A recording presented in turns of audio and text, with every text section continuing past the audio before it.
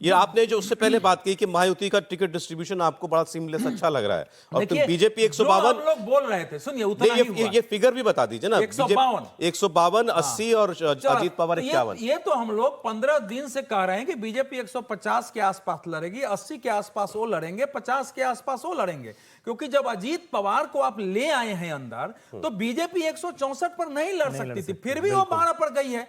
अजीत पवार के आने के बाद उनको समायोजित करना था।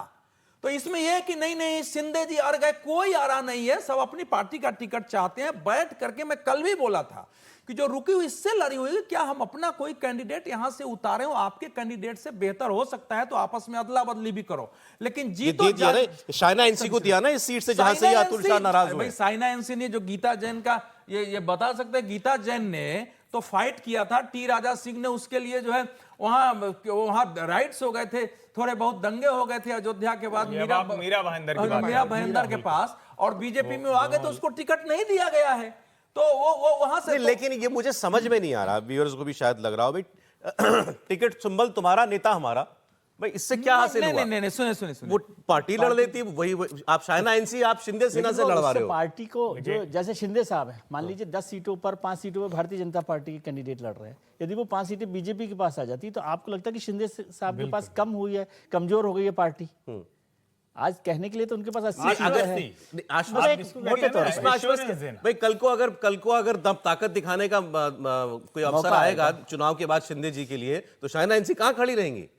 चुनाव के बाद ये रहेंगे, लेकिन इसको समझिए ना, आपकी कल्पना, हम लोग 2 दिन से ताकत करने नहीं, जो देखिए शिंदे साहब, समीर जी ने यहाँ एक वातावरण ऐसा बनाया हुआ है पूरे लंबे समय से कि उसमें जोर आजमाइश होने वाली है, चुनाव परिणाम के बाद जोर आजमाइश होगी। सर वो टिकट में नहीं दिखा है। शिवसेना बीजेपी का गठबंधन टूट गया, 30 साल का जोर आजमाइश में ही।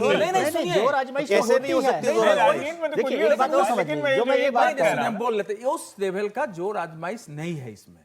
ये एक अत्यंत ही मतलब समन्वय के साथ ये सौहार्दपूर्ण तरीके से बटा है, आपस का विश्वास है। ऑब्जर्वेशन है या शुभकामना है? नहीं ऑब्जर्वेशन है, ऑब्जर्वेशन है सर। अच्छा एक बात मुझे आप बताइए, मैं फिर लगातार पूछ रहा हूं, पिछले 1 महीने से दोनों की तुलना करिए। मैं कोई महायुति से किसी बड़े नेता ने या किसी ने आकर अब जाकर 2-3-4 आवाज सुनाई दे रही है, कोई एक आवाज सुनाई दे रही हो पहले कि टिकट नहीं दे रहे हैं, बंटवारा जल्दी करो, जल्दी घोषणा करो, उम्मीदवार के घोषणा करो। दूसरी ओर तो हो रहा था। तो ये एक संदेश है कि कैसे इसको डील किया गया। सर एक ब्रेक ले ले, एक लाइन छोटी सी बोल देता हूं। शिंदे साहब को लेकर कहा गया, अब अमित शाह जी के लिए बहुत चर्चा हुई। अमित शाह जी से बड़ा हार्ड नट कोई नहीं है मेरे हिसाब से पॉलिटिकली आज की तारीख में, लेकिन अमित शाह यदि शिंदे साहब को वो कर रहे हैं, अकोमोडेट कर रहे हैं, तो ये कृपा नहीं है। वो समझ रहे हैं कि जरूरत यह है कि शिंदे साहब के बिना भारतीय जनता पार्टी उस ताकत के साथ नहीं आ सकती। इसको समझ लीजिए, ये बात क्लियर है, ये तो स्वाभाविक है। ये तो आप समझिए ना, आप लोग इस चुनाव को देखिए ना, अंतिम समय में मिलिंद देवड़ा को उतार देना ये सामान्य घटनाक्रम नहीं है।